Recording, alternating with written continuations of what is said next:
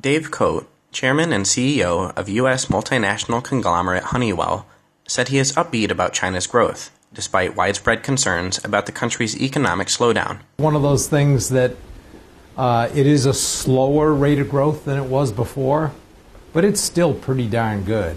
Cote cited Darwinism, specifically the ability to change and be flexible, in his description of China's current growth pattern. And I always say Darwin's point was not survival of the fittest, it was survival of the most flexible.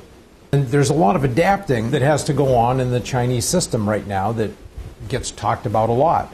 The anti-corruption efforts, the SOE focus, the shadow banking discussions, going green, going urban, going out. I mean, there's a lot of change that has to occur.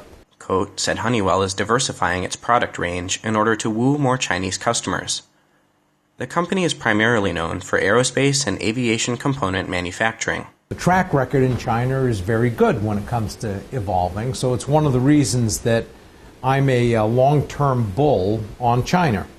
Cote said he thinks China is simply adapting in order to prolong its success, much as his company has done. Cote said his company can still do well in China as the economy becomes more consumer-oriented. But if you take a look at everything we do for the controls for buildings and homes and industrial plants, security systems, fire detection systems, all of those things, that continues to do extremely well.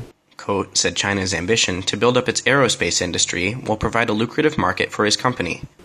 Aerospace, where we have a big presence, will do extremely well. The turbocharger business will do extremely well. You could argue that there's a couple thousand planes in China today. If you had the same per capita number of planes as the U.S., you would need about 14,000 planes. So the aerospace industry is going to grow very well, we think. Cote also cited the rise of China's middle class, as well as that demographic's increasing concerns about air pollution, as possible avenues of business for Honeywell. The air, the water, the soil, you can't live like that, especially if you're more densely packed, which is going to happen more and more in the world. So for me, this is another part of the evolution that needs to occur. Cote said Honeywell is making greater efforts to localize, with 75% of its 13,000 workers in China hired locally. If China is going to be the biggest economy in the world, then I want us to be a fundamental part of it from the beginning.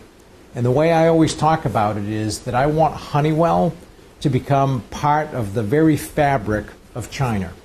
So I want people thinking about Honeywell in China as a Chinese company.